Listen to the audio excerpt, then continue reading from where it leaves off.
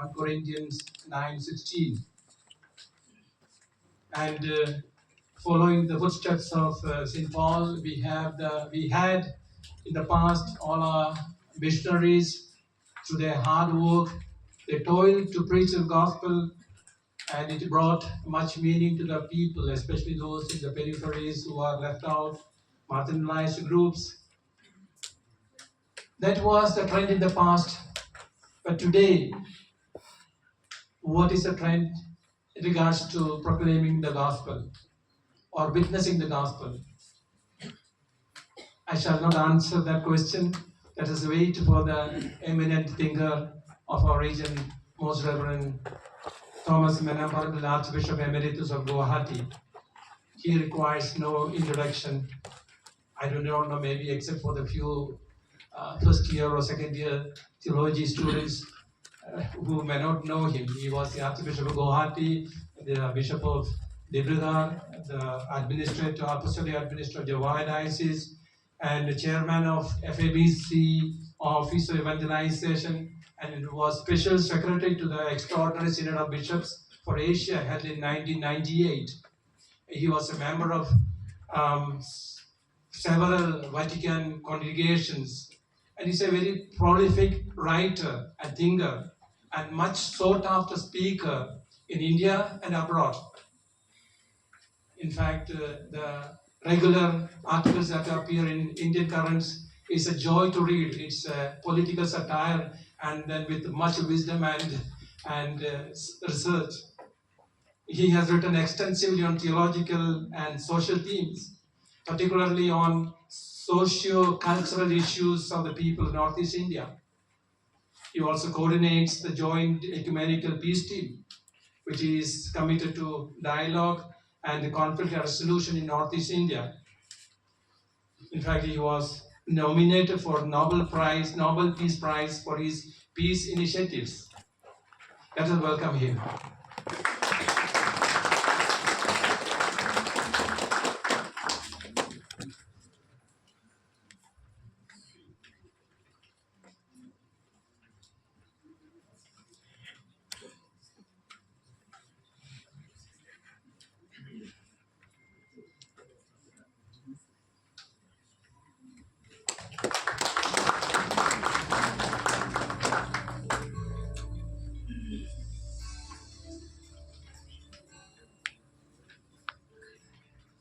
Good morning to all of you.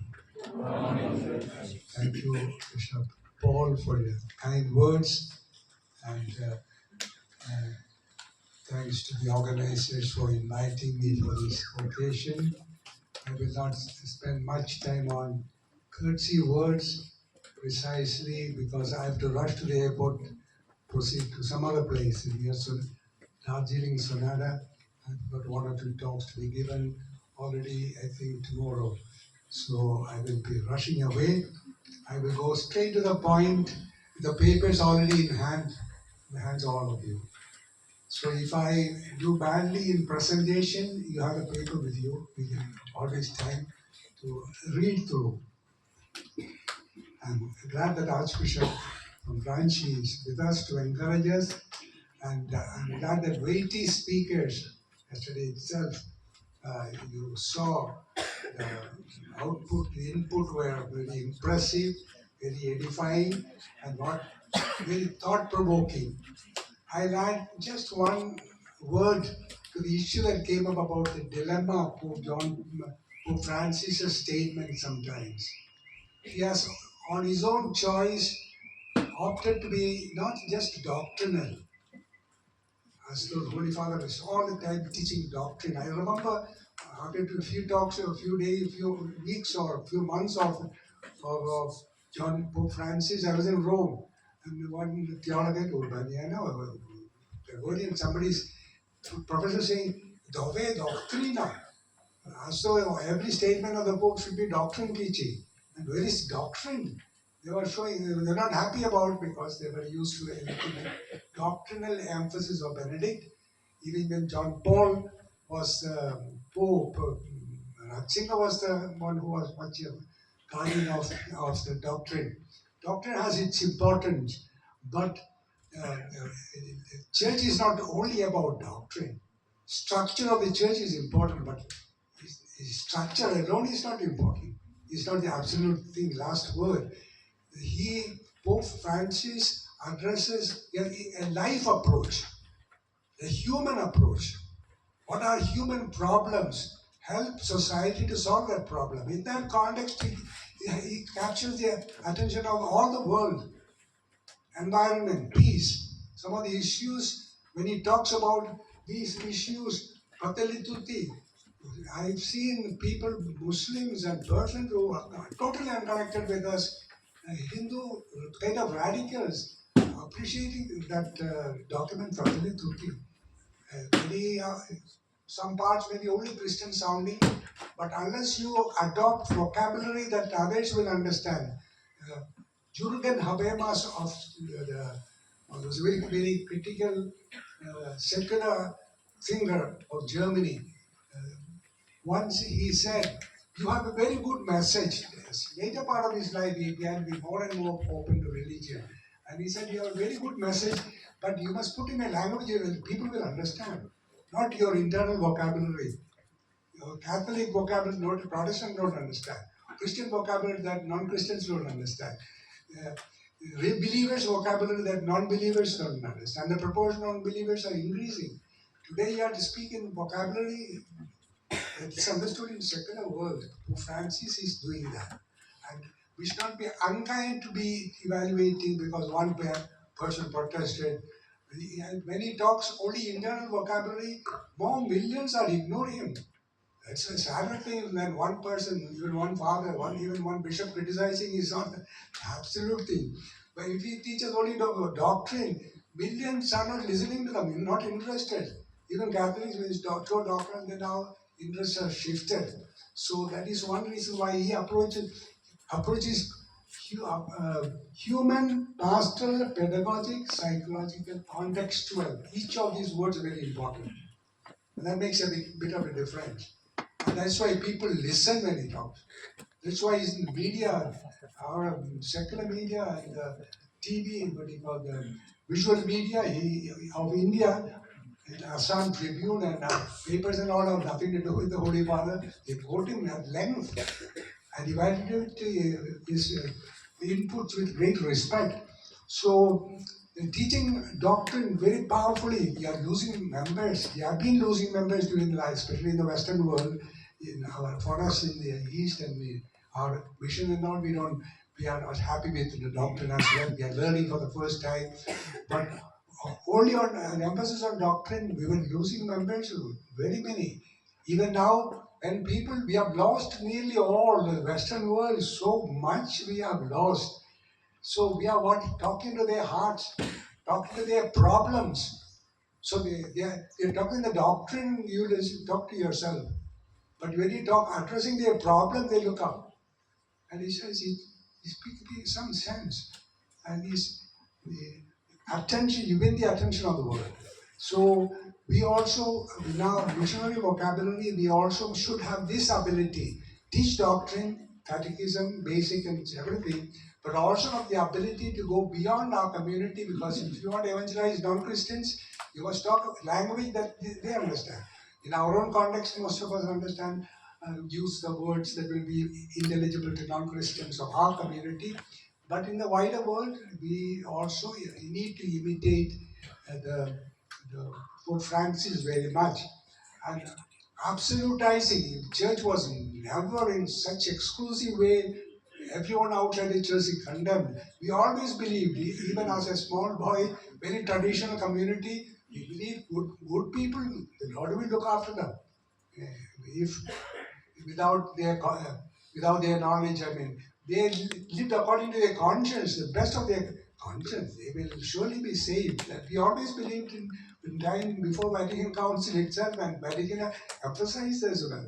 So to be offended or upset about Pope Francis, some statement casually, and also he's provoking. He's a little pedagogical, play on words, and make you think, make you alert, wake you up and even object a little bit, inviting debate.